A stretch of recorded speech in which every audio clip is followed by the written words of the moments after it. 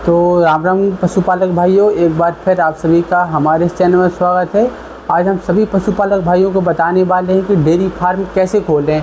यदि आप में से किसी पशुपालक भाइयों का डेयरी फार्म खोलने का सपना है या फिर भविष्य में कभी भी डेयरी फार्म खोलना चाहते हैं तो वो भाई लोग हमारे इस वीडियो को ज़रूर देखें। वीडियो को पूरा ज़रूर देखें। देखने से पहले सभी पशुपालक भाइयों से कहना चाहते हैं, जो भाई लोग चैनल पर नए हैं तो प्लीज़ चैनल को लाइक शेयर एंड सब्सक्राइब जरूर करें। देखो, यदि आपका फोकस है, यदि आपका जो एम है, यदि आप फ्यूचर में आपने डिसाइड कर ही लिया है कि भाई हमको डेयरी फार्म ही खोलना है, तो वो सारे पशुपालक भाई हमारी बात गौर से सुने। देखो, जैसे कि मिनिमम डेयरी फार्म किसे कहते हैं, जिस फार्म में 4 से 5 भैंसें या फिर गाय हो और दुधारू गाय एवं भैंसें हो, उसका दूध बेचना ही डेयरी फार्म कहलाता है। तो सभी भाई लोग जानते हैं।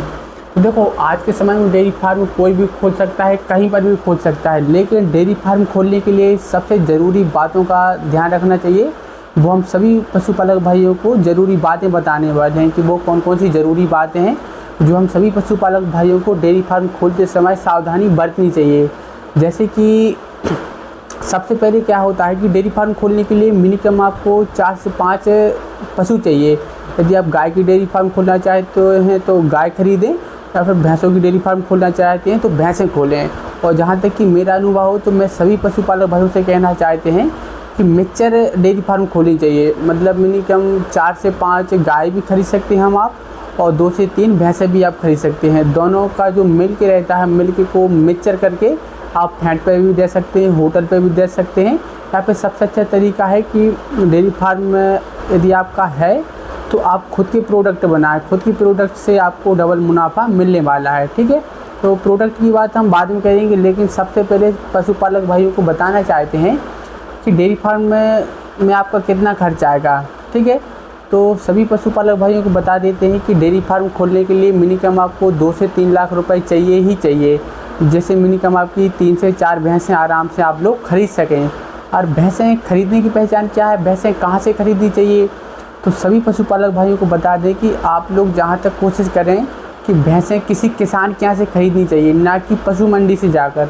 पशु मंडी में क्या होता है कि धोखाधड़ी बहुत ज़्यादा होती है। जैसे कि अपन ने 2 टाइम से भैंस को दूध नहीं लगाया, उस भैंस को मेले में खड़ा कर दिया, और भाई उनकी जो अडर क्वालिटी होती है जो भैंसों की, रहती है 2 लीटर दूध देने की क्षमता और दिखती है 6 लीटर दूध देने की।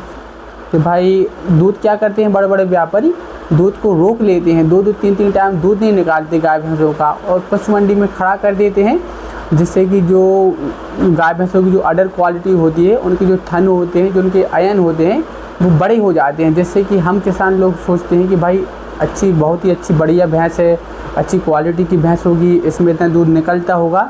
तो भाई ये सब फ्रॉड है। अब हम इसीलिए सभी पशुपालक भाइयों से कहना चाहते हैं कि आप भविष्य में कभी भी डेयरी फार्म खोलें, और डेयरी फार्म खोलने के लिए अपन कभी भी पशु मंडी जाएं तो मेरा तो मानना है कि पशु मंडी से गाय भैंसों को लेना ही नहीं चाहिए। किसी किसान के यहाँ से लें, या फिर कहीं ग्रामीण क्षेत्रों में जाकर लें, या फिर जब भी यदि आपका मन है पशु मंडी से गाय भैंसें खरीदने का, तो आप लोग कोशिश करें कि किसी ऐसे व्यक्ति के साथ पशु मंडी जाएँ जिनको गाय भैंसों का 100% ज्ञान हो, नहीं तो आप उसमें धोखा खा सकते हैं। देखो, डेयरी फार्म हर कोई खोल सकता है, लेकिन डेयरी फार्म खोलने के लिए सबसे बड़ा जो बात हम आप सभी पशुपालक भाइयों को बताना चाहते हैं वो है नॉलेज। आपको अनुभव होना चाहिए। देखो, डेयरी फार्म हर कोई खोल सकता है, लेकिन डेयरी फार्म को कैसे मेंटेन किया जाता है, डेयरी फार्म में क्या क्या गाय भैंसों को कैसे पालना पड़ता है, उनकी दिनचर्या कैसी रहती है, सब कुछ अनुभव से होता है। देखो, नियमित रूप से साफ़ सफाई भी करनी चाहिए गाय भैंसों की।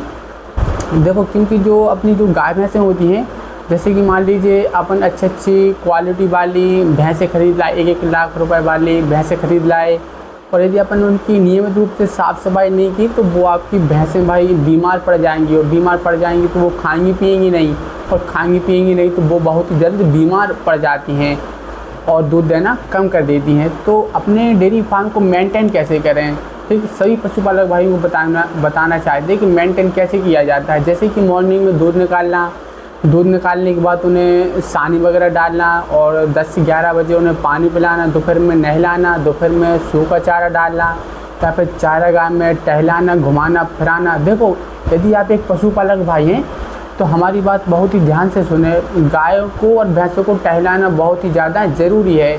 मिनिमम 24 घंटे या फिर 2 घंटे आप अपनी गाय भैंसों को ज़रूर टहलाएं। टहलाने से क्या होता है, जो आपकी गाय और जो भैंसें होती हैं उनका मेंटेन बना रहता है, पाचन जो तंत्र रहता है वो हष्ट पुष्ट रहता है, जिससे आपकी गाय भैंसें कुछ भी खाएंगी तो वो पचाने की क्षमता रखती है, जिससे आपकी गाय भैंसें बीमार नहीं पड़ेंगी।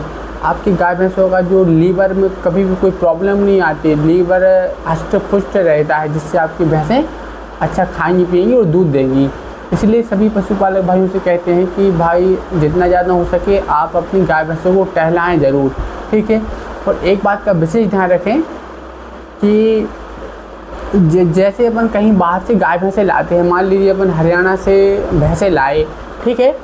हरियाणा की सबसे जाहिर भैंस है मुर्रा, जिन्हें अपन ब्लैक मुर्रा भी कहा जाता है। भाई 1-1 1.5 लाख की भैंसें आती हैं मुर्रा की।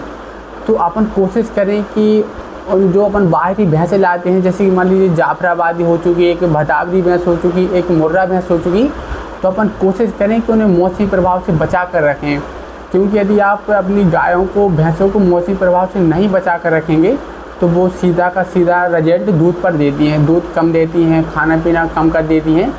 तो सभी पशुपालक भाइयों से कहना चाहते हैं कि जब भी अपन कभी भी बाहरी भैंस लेकर आएँ तो उन्हें मौसमी प्रभाव से ज़रूर बचा कर रखें। जैसे कि ठंड में ठंड का एहसास ना होने दें, गर्मी में गर्मी का एहसास ना होने दें, और बरसात में बारिश के पानी से बचाना चाहिए।